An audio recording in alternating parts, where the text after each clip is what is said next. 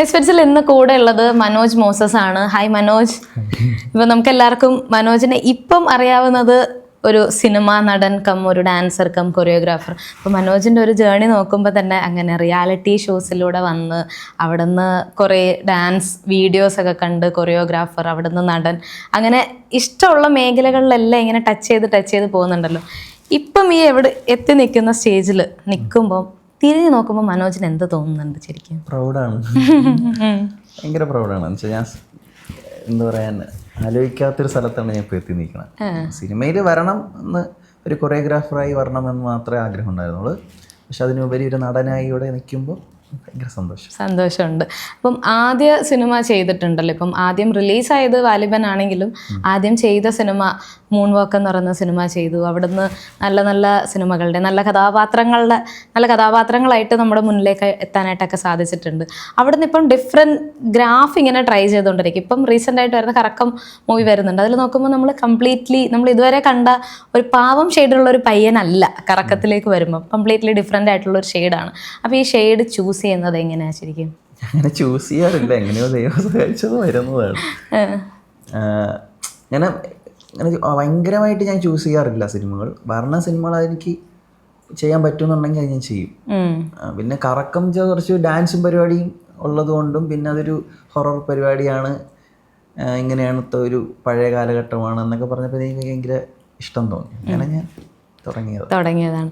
ഇപ്പോൾ നമ്മൾ കുറച്ച് വർഷങ്ങൾ മുന്നേ നോക്കിക്കഴിഞ്ഞാൽ ഈ സിനിമയിൽ നായികമാരായിട്ട് വന്നിട്ടുള്ള ഇപ്പം മഞ്ജു വാര്യർ, കാവ്യ മാധവൻ, നവ്യ നായർ, ഇവരൊക്കെ ഈ കലോത്സവ വേദികളിൽ നിന്നും ഡാൻസിൽ നിന്നൊക്കെ പിക്ക് ചെയ്ത് ഇങ്ങോട്ടെത്തിയത്. പണ്ട് ഞാനൊക്കെ ആണല്ലോ ഡാൻസ് പഠിച്ചപ്പം എൻ്റെ സാറ് പറയുമായിരുന്നു, ഈ ഭാവിയിലെ കാവ്യ മാധവനും മഞ്ജു വാര്യരൊക്കെ ആവണ്ടേ, അപ്പോൾ നന്നായിട്ട് കളിക്കണം എന്നൊക്കെ പറഞ്ഞ് ആ ഒരു മോട്ടീവോടെ പഠിച്ചു തുടങ്ങി. പിന്നെ കുറച്ചെത്തിയപ്പോൾ എനിക്ക് മനസ്സിലായി, ഓക്കെ ഇതിലൊന്നും നല്ല കാര്യം, കുറച്ച് ഇപ്പുറത്തെ സൈഡിൽ വേറെ കുറേ കാര്യങ്ങളുണ്ട് എന്നുള്ളത്. അപ്പോൾ മനോജിന് ഈ ഡാൻസിൻ്റെ ബാക്ക്ഗ്രൗണ്ട് ഉള്ളത് കൊണ്ട് തന്നെ ഈ ഡാൻസ് വെച്ച് സിനിമയിൽ എത്താം എന്നുള്ളൊരു ചിന്ത ഉണ്ടായിരുന്നു ആ ടൈമിൽ? അതാണ്, ഞാൻ കൊറിയോഗ്രാഫർ ആവും എന്നുള്ള ചിന്ത ഓൾറെഡി ഉണ്ടായിരുന്നു. വെച്ചാൽ ഞാൻ അത്രയും പ്രാക്ടീസ് ചെയ്യുമായിരുന്നു, അത്ര റിയാലിറ്റി ഷോസ് ചെയ്ത്. അപ്പം നമുക്ക് മനസ്സിലാവുമല്ലോ നമുക്ക് ഈ ഒരു കഴിവുണ്ട്, നമുക്ക് എങ്ങനെ എത്തിപ്പെടും എന്നുള്ളൊരു കോൺഫിഡൻസ് വന്നു തുടങ്ങിയത് റിയാലിറ്റി ഷോ കഴിഞ്ഞപ്പോൾ. അപ്പം അത് കഴിഞ്ഞപ്പോൾ ഞാൻ കൊറിയോഗ്രാഫറായി ഈ സിനിമയിലേക്ക് വരാൻ എനിക്ക് പറ്റും എന്നുള്ളൊരു ഉറപ്പുണ്ടായിരുന്നു. പക്ഷേ ഞാൻ പറഞ്ഞത് നടനാകും എന്നുള്ളതും, ഇങ്ങനെ അഭിനയിക്കും, ഇങ്ങനെ ഒരു ക്യാരക്ടേഴ്സ് ചെയ്യും, കുറേ ഇപ്പം മോഹൻലാൽ എന്ന് പറഞ്ഞ വലിയൊരു പുള്ളിയുടെ ഒരു വലിയൊരു മഹാനടൻ്റെ കൂടെ ഞാൻ ആക്ട് ചെയ്യുന്നൊന്നും ജീവിതത്തിൽ ഇതുവരെ ഞാൻ വിചാരിച്ചിട്ടില്ല. അപ്പം അതാണ് ഞാൻ പറഞ്ഞത്, ഭയങ്കര എന്താ പറയാ, ഭയങ്കര പ്രൗഡാണ് ഞാനിപ്പോൾ ഈ ഇരിക്കുന്ന ഈ മൊമെന്റ്. ഈ വേറൊരു ഇന്റർവ്യൂവിൽ ഇങ്ങനെ കണ്ടിരുന്നു, ഈ വാലിബൻ്റെ ഓഡീഷൻ ടൈമിൽ ഇതുപോലെ തന്നെ ലിജു സാറ് വിളിച്ചു, ഓഡീഷന് പോയി. ആദ്യം ലാലേട്ടനാണ് കൂടെ ഉള്ളതെന്ന് അറിയില്ല, സെക്കൻഡ് ഓഡീഷനിൽ അറിഞ്ഞു. അപ്പോഴും ഒരു സാധനം ചെയ്യാനായിട്ട് പെർഫോം ചെയ്യാനായിട്ട് തന്നല്ലോ. അപ്പോൾ ലാലേട്ടനാണെന്ന് അറിയുന്നതിന് മുമ്പ് പെർഫോം ചെയ്യുന്നതും ലാലേട്ടനാണ് കൂടെ അഭിനയിക്കുന്ന അറിഞ്ഞ് പെർഫോം ചെയ്യുന്നതും തമ്മിലുള്ളൊരു ഡിഫറൻസ് ഉണ്ടായല്ലോ. ആ ഒരു മൊമെന്റ് എങ്ങനെ ഹാൻഡിൽ ചെയ്തായിരുന്നു? ഞാൻ അവിടെ പോയി ഇരുന്നപ്പോഴത്തേക്കും എനിക്കൊരു ഡയലോഗ് തന്നായിരുന്നു, പഠിച്ചു വെച്ചേക്കെന്ന് പറഞ്ഞിട്ട്. ഞാൻ പഠിക്കുന്നവരെ എനിക്കൊരു കുഴപ്പമില്ലായിരുന്നു, ഓക്കെയാണ്, ഇത് നമുക്ക് എങ്ങനെയും ചെയ്ത് നോക്കാം, ഏതോ ഒരു സിനിമയിലേക്കാണ് കാസ്റ്റ് ചെയ്യുന്നത് മാത്രമേ എനിക്കറിയാവൂ. പഠിച്ചു കഴിഞ്ഞതിന് ശേഷം നേരെ എന്നെ ഒരു സ്ഥലത്തേക്ക് കൊണ്ടുപോവുകയാണ്, ഒരു റോഡ് പോലത്തെ ഒരു സ്ഥലം. അവിടെ കൊണ്ടുപോയി നിർത്തിയതിന് ശേഷമാണ് പറയണത്, മനോജ് ഡയലോഗ് പറഞ്ഞതിന് മുന്നേ ഇവിടെ ലാലേട്ടൻ കിടപ്പുണ്ട് എന്ന് പറഞ്ഞു. അപ്പോഴത്തേക്കും ഒന്നൊരു പേടിയായിരുന്നു എനിക്കത്, ഇനി കിട്ടുമോ എന്നുള്ള പേടി, അതായത് ഞാൻ ചെയ്ത് ഇനി കൊളാക്കുമോ എന്നുള്ളൊരു പേടി ഒന്നുണ്ട്. പിന്നെ ഇത് ഞാൻ ചെയ്തിട്ട് ഇനി എനിക്ക് എന്നെ വിളിക്കൂല, ഇനി അവർ, അങ്ങനത്തെ ഒരു തോട്ടും കൂടെ ഉണ്ട്. അതുകൊണ്ട് പേടിച്ചാണ് ഞാൻ അത് ചെയ്തത്. സത്യം പറഞ്ഞാൽ നല്ല പേടിച്ചാണ് ഞാൻ ചെയ്തത്.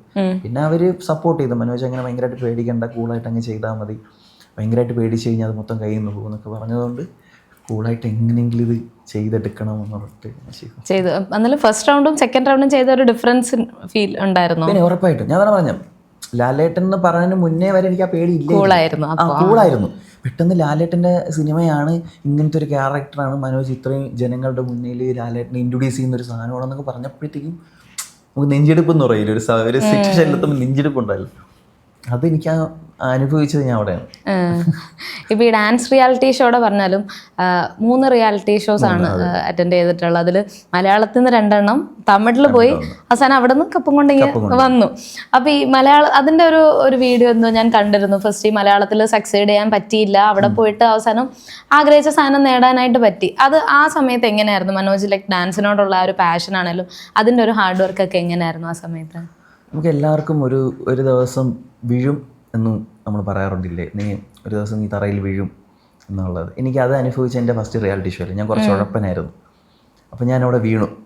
അപ്പോൾ എനിക്ക് മനസ്സിലായി ഇനി ഞാനിങ്ങനെ നിന്നിട്ട് കാര്യമില്ല എന്ന് മനസ്സിലായി. എനിക്ക് എന്ന് വെച്ചാൽ ഞാൻ ഭയങ്കര ഉഴപ്പനായിരുന്നു. എനിക്ക് ആ സമയത്ത് റിയാലിറ്റി ഷോ കിട്ടിയിട്ട് പോലും ഞാൻ അധികം പ്രാക്ടീസ് ചെയ്യില്ല. ഭയങ്കര എന്താ പറയുക, ഭയങ്കര കളിയായിട്ട് എടുത്തു കഴിഞ്ഞു, സീരിയസ് ആയില്ല ഞാൻ. അപ്പോൾ അവിടെ അങ്ങനെ ഔട്ടായപ്പോഴാണ് എനിക്ക് മനസ്സിലായത് നമ്മളിവിടെ ആരും നിൽക്കില്ല, നമ്മൾ പ്രാക്ടീസ് ചെയ്താലേ നമുക്ക് എവിടെയെങ്കിലും എത്താൻ പറ്റുള്ളൂ എന്നുള്ളത്. പിന്നെ ഞാൻ ഒരിടത്തും നിന്നിട്ടില്ല. പിന്നെ എൻ്റെ മാക്സിമം ഞാൻ പ്രാക്ടീസ് ചെയ്തു, എനിക്ക് എത്രത്തോളം പറ്റുമോ. അപ്പോഴും ഞാൻ പറഞ്ഞില്ല, സിനിമ എന്നുള്ളൊരു ഇതൊന്നും എൻ്റെ സ്വപ്നത്തില്ല. എനിക്ക് റിയാലിറ്റി ഷോ വിൻ ചെയ്യണം, എനിക്ക് റിയാലിറ്റി ഷോ കയറണം, എനിക്ക് പെർഫോം ചെയ്യണം, കുറേ കാര്യങ്ങൾ പഠിക്കണം, പിന്നെ അതിൽ ടൈറ്റിൽ വിൻ ചെയ്യണം എന്നുള്ള രീതിയിൽ പിന്നെ അടുത്ത റിയാലിറ്റി ഷോ പോയി. അടുത്തതും സെക്കൻഡോ എന്താ കിട്ടിയുള്ളൂ, തേർഡായിരുന്നു, സെക്കൻഡ് റണ്ണർ ആയിരുന്നു. പിന്നീട് ഞാൻ ഇരുന്നില്ല, പിന്നെ അടുത്ത റിയാലിറ്റി ഷോ പോയി, അവിടെ ടൈറ്റിൽ അടിച്ചു. അങ്ങനെയാണ് ഫസ്റ്റ് പ്രൈസ് കിട്ടിയത്. അവിടെ നിന്നായിരുന്നു കുറെ ആൾ പ്രഭുദേവായിട്ടുള്ള ഒരു ഫോട്ടോ ഒക്കെ കണ്ടിരുന്നു. അപ്പോൾ സാറിനൊക്കെ കണ്ട് ഈ ഡാൻസിന്റെ കാര്യങ്ങളൊക്കെ സംസാരിക്കാനൊക്കെ പറ്റിയിരുന്നു? സംസാരിക്കാൻ പറ്റിയില്ല, ജസ്റ്റ് ഒന്ന് ഹായ് സാർ സുഖാണോ എന്നുള്ള രീതിയിലൊക്കെ ചോദിച്ചു. സാറിൻ്റെ ബിഗ് ഫാനാണ് ഞാൻ എന്നൊക്കെ പറഞ്ഞൊരു ഫോട്ടോ എടുക്കാനുള്ള സമയം ഉണ്ടായിരുന്നു. വെച്ചാൽ കാരവനിൽ നിന്ന് പെട്ടെന്ന് എല്ലാവരും വന്ന് ഫോട്ടോ എടുക്കുന്നില്ലേ. അപ്പം നമ്മൾ കേരളത്തിൽ 5 പേര് പോയതിൽ 5 പേര് പെട്ടെന്നായിട്ട് ഫോട്ടോ എടുത്തങ്ങ് അത്ര ഭയങ്കരമായിട്ട് സംസാരിക്കണം ഇല്ല. ഓക്കെ, അപ്പം ഇനിയും ഈ സിനിമയിലേക്ക് വരുമ്പോൾ തന്നെ ഇപ്പോൾ ഈ കറക്കത്തിൻ്റെ പറഞ്ഞു ഒരു ഡിഫറെൻറ്റ് ഷെയ്ഡുള്ള ഒരു ക്യാരക്ടർ ചെയ്യുന്നു. അതോടൊപ്പം തന്നെ ഇതിൽ നമ്മുടെ ഭാസിയാണ് ഇതിൽ മെയിൻ ക്യാരക്ടർ വരുന്നത്. എങ്ങനെ ഉണ്ടായിരുന്നു ശ്രീനാഥ് ഭാസിയുടെ ഒക്കെ കൂടെ ഉള്ള എക്സ്പീരിയൻസ്? അടിപൊളിയായിരുന്നു. പക്ഷെ ഭാസിയായിട്ട് അധികം എനിക്ക് കോമ്പിനേഷൻ ഇല്ല. ആക്ച്വലി നമ്മൾ വേറൊരു സൈഡാണ്, നമ്മൾ ജസ്റ്റ് വരും പോവും എന്നുള്ളൊരു പരിപാടി മാത്രമേ ഉള്ളൂ. അപ്പം ഞാൻ അധികം പുള്ളിയായിട്ട് അങ്ങനെ സ്പെൻഡ് ചെയ്തിട്ടില്ല ടൈം. ജസ്റ്റ് ഒന്ന് സംസാരിച്ചു എന്നുള്ള രീതിയിലല്ലാതെ ഭയങ്കരമായിട്ട് ഞാൻ കൂടുതലും എൻ്റെ ക്രൂ ഇല്ലേ, ഈ പ്രേതങ്ങളുടെ ക്രൂ ആയിട്ടാണ് ഞാൻ കൂടുതൽ സ്പെൻഡ് ചെയ്തിട്ടുള്ളത്. അപ്പം അതുകൊണ്ട് തന്നെ ഷാലു, ഷോൺ, അവരെ ശ്രാവൺ, കെയിൻ, അപ്പം അവരെ കൂടെയാണ് ഞാൻ കൂടുതലും സ്പെൻഡ് ചെയ്തത്. അതിലൊരു ഡാൻസർ പ്രേതം കൂടെ ആയത് കുറച്ചുകൂടെ കംഫർട്ട് ആണോ? അപ്പോൾ ഉറപ്പായിട്ടും എനിക്ക് നല്ലപോലെ പെർഫോം ചെയ്യാൻ പറ്റുമല്ലോ. അതുകൊണ്ട് തന്നെ ഞാൻ ഭയങ്കര ഹാപ്പിയാണ് എനിക്ക് ഈ പടം ചെയ്തത്. ഈ കഴിഞ്ഞ വർഷത്തെ ഏറ്റവും നല്ല സിനിമകളിൽ ഒന്നും തന്നെ പറയാൻ പറ്റുന്നതാണ് തലവര എന്ന് പറയുന്ന സിനിമ. അതിലെ കഥാപാത്രമാണല്ലോ അർജുൻ ചേട്ടൻ്റെ കൂടെയുള്ള മിന്നൽ എന്ന് വിളിക്കുന്ന ഒരു കഥാപാത്രമായിട്ടൊക്കെ തന്നെ വരുന്നുണ്ടായിരുന്നു. അപ്പോൾ അതിൽ ഓരോ ക്യാരക്ടേഴ്സിനും ഇതുപോലെ ഒരു നല്ലൊരു ഗ്രാഫ് ഉണ്ട് എന്നുള്ളതും ഒരു ഹൈലൈറ്റ് തന്നെയാണ്. അതിൽ ലീഡ് ചെയ്യുന്ന അർജുന അശോകൻ ആണെങ്കിൽ പോലും കൂടെയുള്ള എല്ലാ ക്യാരക്ടേഴ്സിനും ആ ഒരു ലീഡ് കിട്ടിയിട്ടുണ്ടായിരുന്നു. അപ്പോൾ ഈ തലവര, മനോജിൻ്റെ തലവര മാറ്റിയിട്ടുണ്ടോ? ഉറപ്പായിട്ടും എനിക്ക് അങ്ങനെ ഒരു പടം ചെയ്യാൻ പറ്റിയതിലാണ് ഞാൻ ഭയങ്കര ഭാഗ്യവാൻ എന്ന് വിശ്വസിക്കുന്നത്. കാരണം വാലിബൻ, മൂൺ വോക്ക്, തലവര, ഇതിൽ ഏതാണ് ഞാൻ കുറച്ച് ഹാപ്പി ആയിട്ട് ചെയ്തെന്ന് ചോദിച്ചു കഴിഞ്ഞാൽ ഞാൻ തലവര പറയുള്ളൂ. കാരണം വെച്ചാൽ അങ്ങനത്തെ ഒരു സെറ്റായിരുന്നു, അത് അടിപൊളി സെറ്റായിരുന്നു. പിന്നെ അങ്ങനത്തെ ഒരു പടം, നല്ലൊരു പടം, എനിക്ക് അങ്ങനത്തെ ഒരു പടത്തിൽ ഞാനൊരു കുഞ്ഞു ഭാഗമാകാൻ പറ്റിയതിൽ വളരെ അധികം സന്തോഷമുണ്ട് ഇപ്പോഴും. പിന്നെ അഖിൽ ബ്രോ പെട്ടെന്ന് നടന്നൊരു സംഭവമാണ്. പെട്ടെന്ന് ഇങ്ങനെ കോൾ വിളിച്ചിട്ട് നേരിട്ട് പോയി സ്ക്രിപ്റ്റ് കേൾക്കാനോ അങ്ങനെ ഒന്നും ഇന്നില്ല. പെട്ടെന്ന് തന്നെ വിളിച്ചിട്ട് ഇങ്ങനെ അർജുന അശോകനാണ് നായകൻ, മനോജിൻ്റെ പേര് മിന്നൽ എന്നാണ്, ഇങ്ങനെ എവിടെ കണ്ടാലും ഇങ്ങനെ ഓടി നടക്കുന്ന ഒരാളാണ്. അപ്പോൾ അത് കേട്ടപ്പോൾ തന്നെ ഭയങ്കര ഇൻട്രസ്റ്റ് ആയി. എനിക്ക് അങ്ങനെ ഭയങ്കര ആക്റ്റീവായിട്ട് ചെയ്യാൻ ഭയങ്കര ഇഷ്ടമാണ്. അപ്പോൾ അങ്ങനെ ഞാൻ ഓക്കെ ബ്രോ എന്നൊക്കെ പറഞ്ഞ് അങ്ങനെ പെട്ടെന്ന് ജോയിൻ ചെയ്തൊരു പടമാണ് തലവര. പക്ഷെ അത് ഇത്രയും നന്നായി വരുമെന്ന് ഒറ്റ പ്രതീക്ഷ. തലവര മാറ്റുകയും ചെയ്തു. ഇപ്പം മനോജിൻ്റെ ഏറ്റവും ഒരു ഫ്ലെക്സ് എന്ന് പറയാനുള്ള, ഇപ്പം ഈ മലയക്കോട്ടെ വാലിബൻ്റെ ടൈമിൽ അന്ന് എവിടേക്കോ കണ്ടിട്ടുള്ള ഒരാൾ എന്നുള്ള രീതിയിലായിരുന്നു ഞാൻ അന്ന് ആ സിനിമ കാണുന്നത്.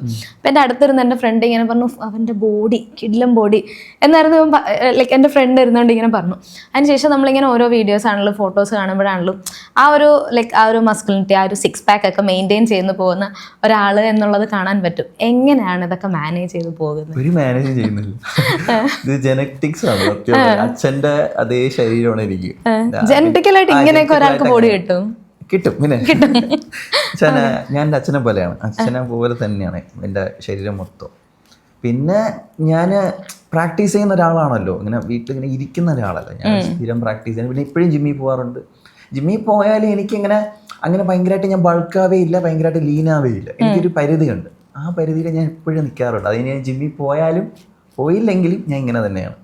അതുകൊണ്ട് അതിന് വേണ്ടിയിട്ട് 6 പാക്ക് വരാൻ വേണ്ടി ഭയങ്കര കഷ്ടപ്പാടും അങ്ങനത്തെ ഒരു സംഭവം ഞാൻ ചെയ്യാറില്ല. എത്ര പേര് ആഗ്രഹിക്കുന്ന സാധനമാണെന്നറിയാം. അത് അങ്ങനെ ദൈവം തന്നു. ഇപ്പൊ ഈ അച്ഛൻ്റെ കാര്യം പറഞ്ഞുകൊണ്ട് തന്നെ ഭയങ്കര ഒരു അമ്മ മോനാണ് എന്നുള്ളത് അറിയാം. അപ്പം ഇടയ്ക്കിടയ്ക്ക് അമ്മയോടുള്ള ഫോട്ടോസും വീഡിയോസും ഒക്കെ ഇടുന്നതാണെങ്കിലും കാണും. അത്രയും അമ്മയായിട്ട് ഭയങ്കര അറ്റാച്ച്ഡ് ആയിട്ടുള്ള ഒരാളാണ്. എന്താണ് അമ്മയെ പറ്റി പറയാനുള്ളത്? അമ്മയെ പറ്റി പറയാൻ വാക്കുകളില്ല എന്നല്ലേ പറയാൻ പറ്റുള്ളൂ. കാരണം എൻ്റെ ഞാൻ ഇതുവരെ എത്താൻ കാരണവും ഞാൻ ഇങ്ങനെ ഒരു പൊസിഷനിൽ എത്താൻ കാരണം എൻ്റെ അമ്മയുടെ അച്ഛൻ്റെ പ്രാർത്ഥനയാണെന്ന് എപ്പോഴും എൻ്റെ മനസ്സിലുണ്ട്. കാരണം നമ്മളിപ്പം ജനിക്കുന്നു വളരുന്നു അല്ല, നമ്മൾ ജനിച്ചിട്ട് ഒരു പ്രായം വരെ നമ്മളെ ഇതുവരെ നിർത്തണമെന്നുള്ളത് വലിയൊരു കാര്യമാണ്. എന്നെ ഒരു ഹെൽത്തി ബോയ് ആയിട്ട് എന്നെ ഇതുവരെ എത്തിക്കണമെന്നുണ്ടെങ്കിൽ അവരെന്നെ വിചാരിക്കും. അപ്പോൾ അവരെന്നെ ഇതുവരെ എത്തിച്ചു. ബാക്കി ഞാൻ എന്നെ തന്നെ നോക്കാറുള്ള ഒരു കേപ്പബിലിറ്റി ആയി. അപ്പം ഞാനിപ്പോൾ എന്നെ നോക്കുന്നു. ഇനി എൻ്റെ അച്ഛനും അമ്മേനെ ഞാൻ നല്ലപോലെ നോക്കണം. അതാണ് ഇപ്പം എൻ്റെ പ്ലാൻ. അപ്പോൾ അതങ്ങനെ തന്നെ പോട്ടെ എന്നുള്ളതാണ്. ഈ പലർക്കും ഒരു ടെൻഷൻ ഉണ്ടാവും, പല അച്ഛനും അമ്മയ്ക്കും ഡാൻസ് ഒരു പ്രൊഫഷനായിട്ട് എടുക്കുന്നു, അല്ല ആക്ടിങ് ഒരു പ്രൊഫഷനായിട്ട് എടുക്കുന്നു എന്ന് പറയുന്നത് പല പേരൻസിനും ടെൻഷൻ ഉണ്ടാക്കുന്ന ഒരു കാര്യമാണ്. അപ്പോൾ മനോജ് ഇതാണ് എൻ്റെ കരിയർ എന്ന് വീട്ടിൽ അവതരിപ്പിച്ചപ്പോൾ ഉള്ള റിയാക്ഷൻ എങ്ങനെയായിരുന്നു? ഞാൻ വീട്ടിലങ്ങനെ പറഞ്ഞിട്ടില്ല, ഇത് ഞാൻ കരിയർ ആക്കൂ എന്നുള്ളതൊന്നും പറഞ്ഞിട്ടില്ല. എൻ്റെ ഒരു പാഷനായിരുന്നു ഡാൻസ്. പിന്നെ ഞാൻ ഓൾറെഡി പറഞ്ഞിട്ടുണ്ടായിരുന്നു എനിക്ക് ആർമിയിൽ കയറണമെന്നായിരുന്നു എൻ്റെ ഡ്രീം. പക്ഷെ അത് എക്സാം ക്യാൻസലായി പോയതുകൊണ്ട് എനിക്കത് പോകാൻ പറ്റിയില്ല. അത് എന്തായിരുന്നു ഇൻസിഡൻറ്റ്? അത് ഞാൻ കുഞ്ഞിലെ തൊട്ടേ ആർമി കയറണമെന്നായിരുന്നു ആഗ്രഹം. പിന്നെ ഞാൻ എൻ്റെ ഒരു 3ാമത്തെ റിക്രൂട്ട്മെൻറ്റിനാണ് ഞാൻ സെലക്ട് ആവുന്നത്. ബാക്കി 2 എനിക്ക് റിജക്റ്റ് ആയി. 3ാമത്തത് എനിക്ക് മെഡിക്കൽ കിട്ടി, ഫിസിക്കൽ കിട്ടി. എക്സാമിന് വേണ്ടി പഠിച്ചുകൊണ്ടിരുന്നപ്പോഴത്തേക്കും പുതിയൊരു കോൺസെപ്റ്റ് അഗ്നിവീരോ 10 അങ്ങനെ എന്തോ പറഞ്ഞ ഒരു കോൺസെപ്റ്റ് വന്നായിരുന്നു. അപ്പോൾ അതുകൊണ്ട് നമ്മുടെ എക്സാം ക്യാൻസൽ ചെയ്തത്. അങ്ങനെ അത് പോകാൻ പറ്റാതായി പോയി. അങ്ങനെ വിഷമിച്ചിരുന്നപ്പോഴാണ് വാലിബൻ്റെ വിളി വരുന്നത്.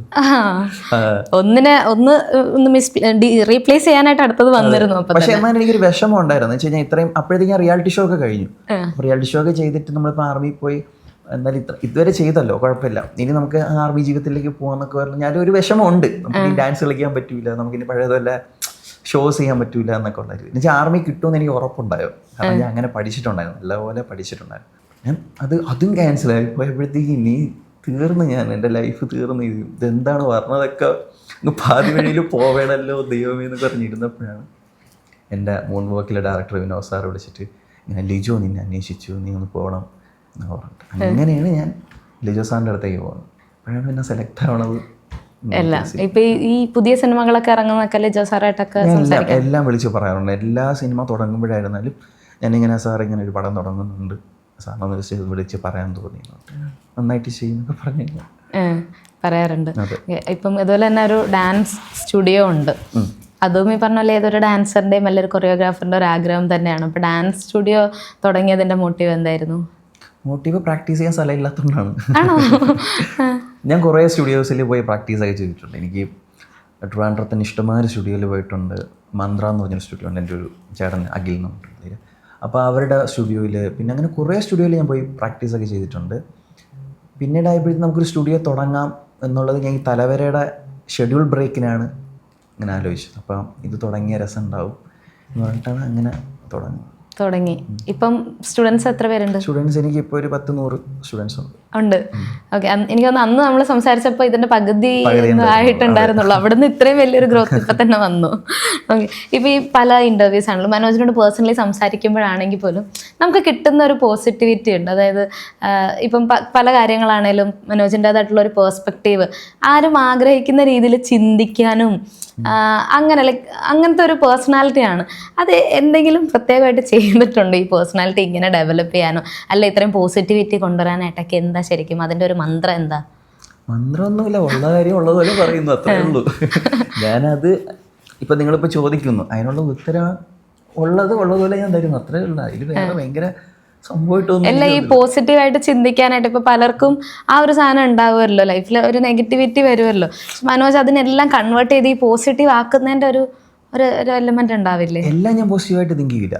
ഞാൻ തെറ്റും ശരിയും നോക്കുന്ന ആളാണ്. അപ്പൊ ആദ്യം തന്നെ ഇപ്പൊ ഒരു സംഭവം വന്നു കഴിഞ്ഞാൽ ഇത് എന്തായിരിക്കും ആദ്യം നെഗായിട്ട് ഞാൻ തിങ്ക് ചെയ്യുള്ളൂ. ഇത് പോയി കഴിഞ്ഞാൽ പണിയാവും തിങ്ക് ചെയ്യും. എന്നിട്ട് പിന്നെ ഇങ്ങനെ ആലോചിച്ച് ഞാൻ എന്നിൽ തന്നെ സംസാരിക്കും. ചില സമയം ശരിക്കും പട്ടാണെന്ന് വിചാരിക്കും. അതിന് ഞാൻ ഇങ്ങനെ ചോദിക്കാം, ഇത് വേണോ, ഇത് വേണ്ടേ, മനോജ് ഇത് വേണോ, ശരിയാവോ, ഇങ്ങനെയൊക്കെ ഞാൻ ആലോചിക്കാറുണ്ട്. അതുകൊണ്ട് അത് പോസിറ്റീവായിട്ട് എല്ലാം ഞങ്ങൾ പോസിറ്റീവായിട്ട് എടുക്കാറില്ല, നെഗറ്റീവായിട്ട് തിങ്ക് ചെയ്യാറുണ്ട്. അത് ചെയ്ത് കഴിഞ്ഞാൽ ഇതിങ്ങനെ ചെയ്ത് കഴിഞ്ഞാൽ പണിയാവോ എന്നൊക്കെയുള്ള രീതിയിലൊക്കെ ആലോചിക്കാറുണ്ട്. ഭയങ്കര പോസിറ്റീവായിട്ട് എനിക്ക് ആദ്യമായിട്ടാണ് ഇങ്ങനെ എനിക്ക് മനസ്സിലാവില്ല ഞാൻ എങ്ങനെയാണ് പറയുന്നത്. അല്ല, എനിക്ക് സംസാരിച്ച് തുടങ്ങിയ കാലം തൊട്ട് അത് ഇങ്ങനെ പോസിറ്റിവിറ്റി, ഞാൻ കുറച്ച് നെഗറ്റീവൊക്കെ അങ്ങോട്ട് പറഞ്ഞാലും ഇങ്ങോട്ട് പോസിറ്റീവ് എനർജിയാണ് എനിക്ക് കിട്ടിക്കൊണ്ടിരിക്കുന്നത്. അത് ചില ആൾക്കാർക്ക് കിട്ടുന്ന ഒരു സ്പെഷ്യൽ ഓറയാണ് കേട്ടോ, അത് മനോജിനുണ്ട്. പിന്നെ കൊറിയോഗ്രാഫി സൈഡിലേക്ക് വന്നു കഴിഞ്ഞാൽ മനോജ് ഒരു കൊറിയോഗ്രാഫറാണ്. ഇപ്പം മുമ്പ് പറഞ്ഞിട്ടുണ്ട് ക്ലാസിക്കൽ അല്ലെ സെമി ക്ലാസിക്കൽ ഒന്നും പഠിച്ചിട്ടില്ല, പക്ഷെ സെമി ക്ലാസിക്കൽ കൊറിയോഗ്രാഫി ചെയ്യും എന്നുള്ളത്. അപ്പം നമ്മൾ പ്രാക്ടീസ് ചെയ്തിട്ടില്ലാത്ത അല്ലെ പഠിച്ചിട്ടില്ലാത്ത ഒരു ഡാൻസ് ഫോം നമുക്ക് കൊറിയോഗ്രാഫി ചെയ്യാനായിട്ട് അങ്ങനെ സാധിക്കുമോ? ഞാൻ പഠിച്ചിട്ടില്ലാത്ത ഞാൻ കൊറിയോഗ്രാഫി ചെയ്യൂല. അല്ല സെമി ക്ലാസിക്കൽ കൊറിയോഗ്രാഫി സെമി ഞാൻ ചെയ്തിട്ടുണ്ട്, അതുകൊണ്ട് ഞാൻ പഠിപ്പിക്കുന്നു. അപ്പൊ ക്ലാസിക്കൽ പക്കാ ക്ലാസിക്കൽ എൻ്റെ അടുത്ത് ഒരാൾ വന്നു കഴിഞ്ഞാൽ എനിക്ക് അറിഞ്ഞൂടാ സ്റ്റൈല്. അപ്പൊ എനിക്ക് അറിയാന്നുള്ള ഒരാളുടെ അടുത്ത് ഞാൻ അത് ഏൽപ്പിക്കും. എൻ്റെ ഒരു ഫ്രണ്ട് ഉണ്ട്, വൈഷ്ണവി എന്നുണ്ട്, എൻ്റെ ക്ലാസ് എടുക്കുന്ന കുട്ടിയാണ്. അപ്പോൾ പുള്ളിക്കാരി ഞാൻ വിളിച്ചിട്ട് വൈഷു ഇങ്ങനെയാണ് ഒരു ടീം വന്നിട്ടുണ്ട്, നീ പഠിപ്പിക്കാൻ വന്നിട്ട് അങ്ങോട്ട് ഏൽപ്പിക്കുകയാണ് ചെയ്യണം. അറിഞ്ഞൂടാത്ത പണിക്ക് നമ്മൾ പോകരുതെന്നാണ് എൻ്റെ ഒരു അഭിപ്രായം. ഇപ്പം എനിക്ക് എല്ലാ സ്റ്റൈലും ഞാൻ പറഞ്ഞു, എനിക്ക് എല്ലാ സ്റ്റൈലും അങ്ങനെ അറിയണം. ഞാൻ ഫ്രീ സ്റ്റൈൽ ഡാൻസറാണ്. വെച്ചാൽ അവിടെ നിന്ന് ഇവിടെ നിന്നൊക്കെ പഠിച്ച് ഞാൻ ഒരു ഡാൻസർ ആയതാണ്. കുറേ മാഷന്മാരൊന്നും പഠിച്ചിട്ടുണ്ട് എന്നാൽ. പക്ഷെ അതുകൊണ്ടാണ് എനിക്ക് അറിഞ്ഞൂടാത്ത സ്റ്റൈൽസിൽ ഞാൻ കൈവയ്ക്കാറില്ല. അതറിയാവുന്ന ആൾക്കാർ കുറേ പേര് കേരളത്തിലുണ്ട്. അവരടുത്ത് അങ്ങോട്ട് ഏൽപ്പിച്ചു കഴിഞ്ഞാൽ അവരത് വൃത്തിയായിട്ട് ചെയ്യും. അതാണ് ഞാൻ ചെയ്യാറ്. അതുകൊണ്ട് സെമി ഞാൻ പിന്നെ പഠിച്ചിട്ടുണ്ട്. സെമി പഠിക്കാൻ ഭയങ്കര പാടൊന്നുമില്ല.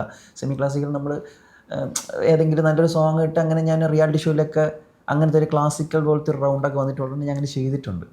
ശ്രുതി ലക്ഷ്മി ഇല്ല ആക്ട്രസ്, പുള്ളിക്കാരിക്ക് എന്നെ പഠിപ്പിച്ചിട്ടുണ്ട്. അപ്പം അങ്ങനെയൊക്കെ വെച്ചിട്ടാണ് ഞാനത് നോക്കി പ്രാക്ടീസ് ചെയ്ത് അങ്ങനെയൊക്കെയാണ് ഞാൻ ചെയ്യുന്നത്. പ്രോപ്പറായിട്ട് നമുക്കൊരു സ്റ്റൈല് പഠിക്കണം എന്ന് പറഞ്ഞ് എൻ്റെ അടുത്ത് ഒരാൾ വന്നു കഴിഞ്ഞാൽ എനിക്ക് ആ പ്രോപ്പറായിട്ട് ആ സ്റ്റൈൽ അറിഞ്ഞുകൂടെങ്കിൽ ഞാൻ പഠിപ്പിക്കൂല. ഡാൻസ് പഠിപ്പിക്കാം, സ്റ്റൈൽസ് പരമായി പഠിപ്പിക്കണമെന്ന് പറഞ്ഞു കഴിഞ്ഞാൽ അതിൻ്റെതായിട്ടുള്ള ആൾക്കാരുണ്ട്, അവരെ എന്നാണ് എൻ്റെ അഭിപ്രായം. ഇപ്പോൾ ഇൻസ്റ്റാഗ്രാമിൽ കണ്ടിന്യൂസ് ആയിട്ട് വീഡിയോ ഇടുന്ന ഒരാളും കൂടെയാണ്.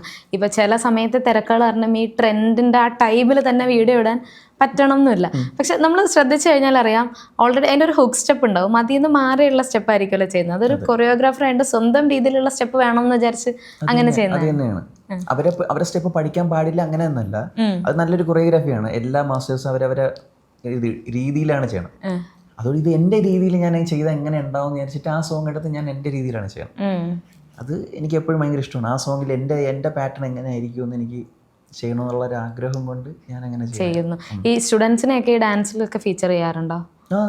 വരാറുണ്ട്. പിന്നെ അപ്പം ഇനിയും അടുത്ത വരാൻ പോകുന്ന ഇനി വർക്കുകൾ എന്തെങ്കിലും പറയാറായത് ഡിസ്കോ ആണ്. ഡിസ്കോ അത് ഈ പറഞ്ഞല്ലോ നമുക്ക് ഭയങ്കര ആന്റിസിപ്പേറ്റഡ് ആയിട്ടുള്ള ഒരു സിനിമയാണത്. എന്താണ് ഡിസ്കോയുടെ വിശേഷങ്ങൾ? ഡിസ്കോ ഭയങ്കരമായിട്ട് പറയാൻ പറ്റൂല. ഇപ്പം എനിക്ക് ഡിസ്കോയിൽ ഞാനൊരു അത്യാവശ്യം മെയിൻ ക്യാരക്ടറാണ് ചെയ്തിട്ടുള്ളത്. അറിയാമല്ലോ, അത് ടീമുകൾ ചെമ്മഞ്ചാണ്ടാണ് എഴുതുന്നത്, ചെമ്മഞ്ചാണ്ടാണ് പ്രൊഡ്യൂസ് ചെയ്യുന്ന പടം. ഉല്ലാസ് ചെമ്മഞ്ചാണ്ട് അനിയനാണ് ഡയറക്റ്റ് ചെയ്യുന്നത്. ഇതൊക്കെയാണ് ഭയങ്കരമായിട്ട് പറയാനൊന്നും ആയിട്ടില്ല. ഇപ്പൊ ഷൂട്ട് കഴിഞ്ഞുള്ള പടം. ഈ ഒരു ക്രൂ കൊണ്ട് തന്നെ നമുക്ക് അത്രയും ആ ഒരു ക്രൂ കാസ്റ്റ് കുറച്ച് വലിയ കാസ്റ്റ് ആണ്, ഇത്രയും പേരാണ്. അപ്പൊ അവരോടൊക്കെ വർക്ക് ചെയ്യാൻ പറ്റിയതിൽ ഭയങ്കര വലിയ കാര്യം, സന്തോഷമുണ്ട്. പിന്നെ അച്ചുവേട്ടൻ അർജുന അശോകൻ പുള്ളിയും ഉണ്ട് ഈ പടത്തിൽ. അപ്പൊ അതുകൊണ്ട് രണ്ടാമത്തെ പടമാണ് ഞാൻ അച്ചുവേട്ടനുമായിട്ടുള്ളത്. അപ്പൊ നിങ്ങൾ തമ്മിലുള്ള ഒരു ബോണ്ടിങ് കുറച്ചും കൂടെ ഇപ്പം സ്ട്രോങ് ആയിട്ടുണ്ടാവും. ഒരുമിച്ചുള്ള ഒരു ജിം ഫോട്ടോ ഒക്കെ കണ്ടിട്ടുണ്ടായിരുന്നു എല്ലാരും കൂടെ ഉള്ള. അതില് ഇതുപോലെ ലുക്മാൻ ഉണ്ടായിരുന്നു, അങ്ങനെ കുറച്ച് പേരുണ്ടായിരുന്നു. അപ്പൊ അതെങ്ങനെ നിങ്ങൾ ജിം മേറ്റ്സും കൂടെ ആണോ? അതെ, ഷൂട്ടിന് വന്നുകൊണ്ട് നമുക്ക് അവിടെ ഒരു ജിമ്മേ ഉള്ളൂ. ഇവിടെ നമ്മൾ ഷൂട്ട് ചെയ്തത് നാഗർകോയിൽ എന്ന് പറഞ്ഞൊരു സ്ഥലത്താണ്. അപ്പൊ അവിടെ ഒരു ജിം അവിടെ തപ്പിപ്പിടിച്ച് നമ്മളൊരു നല്ലൊരു ജിമ്മ് നോക്കി, പിന്നെ അവിടെ എല്ലാവരും വിളിച്ചിട്ട് നേരെ അങ്ങോട്ട് വർക്കൗട്ട് ചെയ്യാൻ വരാമെന്ന് പറഞ്ഞിട്ട് അങ്ങനെ പോയി എടുത്തതാണ്. അത് എല്ലാവരും ഉണ്ടായിരുന്നു. ഈ സിനിമയിൽ വരുമ്പം എല്ലാവർക്കും ഒന്നെങ്കിൽ നായകനാവാം, അല്ലെങ്കിൽ നല്ല കഥാപാത്രങ്ങൾ കിട്ടുന്നതാവാം, അങ്ങനെ പല പെർസ്പെക്റ്റീവ് ഉണ്ടാവല്ലോ. മനോജിന് എങ്ങനെയാണ്? ഒരു നായക വേഷം എന്നായിരിക്കുമോ അതോ നല്ല ക്യാരക്ടേഴ്സ് അങ്ങനെ പെർഫോം ചെയ്യണം എന്നായിരിക്കുമോ ആഗ്രഹം? എന്ത് കിട്ടിയാലും സന്തോഷം. എല്ലാം നമുക്ക് പറ്റണമെന്ന് നമ്മൾ കാണിക്കണമല്ലോ. ഒന്നിൽ മാത്രം സ്റ്റിക്ക് ഓൺ ചെയ്ത് നിൽക്കരുത് എന്നാണ് എൻ്റെ ഒരു തോട്ട് എന്ന് പറഞ്ഞു കഴിഞ്ഞാൽ. എനിക്ക് ക്യാരക്ടർ റോളായിരുന്നാലും ഭയങ്കര മാസ പരിപാടിയാണെങ്കിലും എന്തായിരുന്നാലും ഏത് റോള് എന്നാലും എനിക്കത് പറ്റുമെന്നുണ്ടെങ്കിൽ ഞാനത് ചെയ്യാൻ റെഡിയാണ്.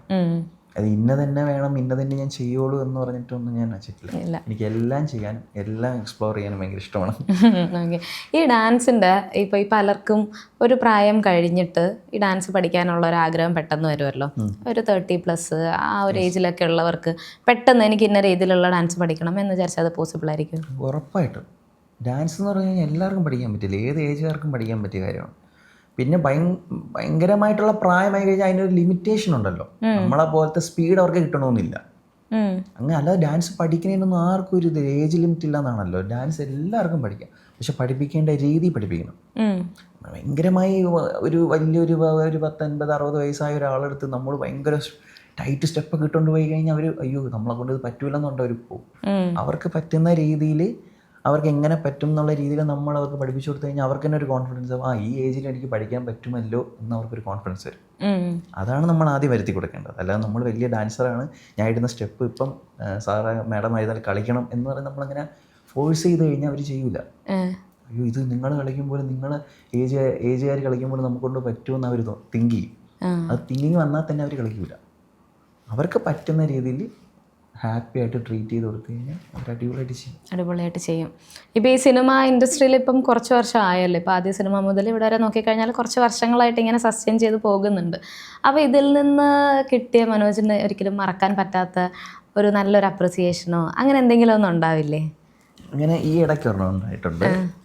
ഒരു 5-6 മാസം മുന്നേ എന്നെ ഒരാൾ വാട്സപ്പിൽ ആദ്യം വിളിച്ചായിരുന്നു. വാട്സപ്പ് കോൾ ഞാൻ അങ്ങനെ എടുക്കാറില്ല, പരിചയമില്ലാത്ത നമ്പർ ആയതുകൊണ്ട് എടുക്കില്ല. വാട്സപ്പ് ഒരിക്കൽ വിളിച്ചു, ഞാൻ കട്ട് ചെയ്തു, വീണ്ടും വിളിച്ചു, വീണ്ടും കട്ട് ചെയ്തു. അപ്പം നോർമൽ കോൾ വന്നു. നോർമൽ കോൾ വന്നിട്ട് ഞാൻ ഹലോ ആരാണ് എന്ന് ചോദിച്ചു. എൻ്റെ പേര് ജ്യോതി ശങ്കർ എന്ന് പറഞ്ഞു. അപ്പം ആരാണ് എനിക്ക് മനസ്സിലായില്ല എന്ന് പറഞ്ഞു. ഞാൻ പൊന്മാൻ്റെ ഡയറക്ടറാണ് എന്ന് പറഞ്ഞു. അപ്പം ഞാൻ സാർ പറഞ്ഞോളൂ സാർ, ഞാൻ മൂൺ വോക്ക് കണ്ടു, നിൻ്റെ പരിപാടി നന്നായിട്ടുണ്ട്, നീ നന്നായിട്ട് ചെയ്യുന്നു. Thank you sir. ഭയങ്കര ആദ്യമായിട്ടാണ് ഞാനൊരു ഡയറക്ടർ ഇങ്ങോട്ട് വിളിക്കുന്നത്. ഞാൻ അങ്ങോട്ടാണ് വിളിക്കാറില്ല, ചാൻസ് ചോദിക്കുന്നതായിരുന്നാലും ഞാൻ അങ്ങോട്ട് വിളിച്ച് ചോദിക്കാറുണ്ട്. പക്ഷെ ആദ്യമായിട്ട് ഒരാൾ ഇങ്ങോട്ട് വിളിക്കുകയാണ്, നിൻ്റെ പരിപാടി നല്ല നൈസായിട്ടുണ്ട്. ഞാൻ thank you so much sir, ഞാൻ മൂൺ വോക്ക് കണ്ടു എന്നൊക്കെ പറഞ്ഞ് ഇപ്പം ഫോൺ കട്ട് ചെയ്യാൻ പോകുന്ന ആ ടൈം ആയപ്പോഴത്തേക്ക് എന്നോട് പറഞ്ഞ് എങ്ങനെയും പിടിച്ച് കയറി വരണം കേട്ടോ, നീ നല്ലൊരു ആക്ടറാണ് ഇങ്ങനെയൊക്കെ പറഞ്ഞപ്പോഴത്തേക്ക് ഭയങ്കര വെച്ചാൽ അതെനിക്ക് ഒരിക്കലും മറക്കാൻ പറ്റില്ല. എന്ന് വെച്ചാൽ അതാണ് പറഞ്ഞത്, എൻ്റെ ഒരാൾ ഒരു ഡയറക്ടർ തന്നെ, അതും പൊന്മാൻ്റെ ഡയറക്ടർ ഇങ്ങോട്ട് വിളിച്ച് നമ്മളങ്ങനെ പറയുമ്പോഴത്തേക്കും അയ്യോ നമ്മൾ ആ സമയത്ത് നമുക്കൊരു കോൺഫിഡൻസ് വരും. നമുക്ക് നമ്മൾ ഇനി പറ്റും നമ്മളെ കൊണ്ട്. നമ്മൾ ഒരു ഡൗൺ ആയിരിക്കുന്ന സമയത്താണ് എന്നെ വിളിച്ചത് പുള്ളി. പക്ഷെ പെട്ടെന്ന് എനിക്കെന്തോ അപ്പം നമ്മളെ കൊണ്ട് പറ്റുമല്ലേ എന്നുള്ള രീതിയിൽ വന്നതിന് കോൺഫിഡൻസ് ഒരിക്കലും എനിക്ക് മറക്കാൻ പറ്റില്ല ആ ദിവസം. അത് ചിലപ്പം ഒരു ചെറിയ ഒരാളുടെ ഒരു കോള് മതി നമ്മുടെ അന്നത്തെ പിന്നെ അങ്ങോട്ട് ബൂസ്റ്റ് ചെയ്യാനായിട്ട്. അത് ആ ലാസ്റ്റ് ആ പറഞ്ഞത് അങ്ങനെയാണ്, നീ ഇങ്ങനെ പിടിച്ച് കയറി വരണം എന്ന് പറഞ്ഞു എന്നോട്. ഷുവറായിട്ട് sir thank you so much എന്നൊക്കെ പറഞ്ഞിട്ടാണ് വെച്ചോ.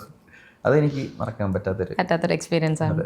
അപ്പോൾ ഇപ്പോൾ കറക്കം ഇറങ്ങി പ്രേക്ഷകരിലേക്ക് എത്തിയല്ലോ, എന്താണ് അപ്പോൾ പ്രേക്ഷകരോട് പറയാനുള്ളത്? ഇതുവരെ കണ്ടിട്ടില്ലാത്തവരോട് എന്താണ് പറയാനുള്ളത്? പോയി കാണണം, നല്ലൊരു എക്സ്പീരിയൻസ് ആണ്. ഇതൊരു ഹൊറർ മ്യൂസിക്കൽ, ഫസ്റ്റ് ടൈമാണ് മ്യൂസിക്കൽ ഹൊറർ കോമഡി പറഞ്ഞിട്ട്. അപ്പം ഇത് പോയി എക്സ്പീരിയൻസ് ചെയ്യണമെന്നാണ്, തിയേറ്റർ എക്സ്പീരിയൻസ് ചെയ്യണം. വെച്ചാൽ മ്യൂസിക് സാം CS പുള്ളിയാണ്. അപ്പോൾ അതുകൊണ്ട് ഭയങ്കര രസമായിരിക്കും എന്നാണ്. അപ്പോൾ എല്ലാവരും പോയി കാണണം. ഒരു പാക്ഡ് മൂവിയാണ്. അപ്പോൾ എന്തായാലും ഓൾ ദി ബെസ്റ്റ്. ഇപ്പം കറക്കം ഇനി അങ്ങോട്ട് എല്ലാ ദിവസങ്ങളിലും ഓടി നല്ലൊരു വിജയമാവട്ടെ. ആൻഡ് ഇനി വരാൻ പോകുന്നു, ഇപ്പോൾ ഡിസ്കോ വരുന്നുണ്ട്, അതും വലിയൊരു വിജയം തന്നെ ആവട്ടെ. ഇനി ബാക്ക് ടു ബാക്ക് ഇനി സിനിമകളൊക്കെ വന്ന് തിരക്കേറിയ ഒരു നടനാവട്ടെ എന്ന് തന്നെ ആശംസിക്കുന്നു. അപ്പോൾ thank you so much Manoj, and all the best. കുറേ നാളായിട്ട് നമ്മൾ പ്ലാൻ ചെയ്ത് ഇപ്പോഴാണ് ഇരിക്കാൻ പറ്റിയത്. എന്നാലും thank you so much. Thank you.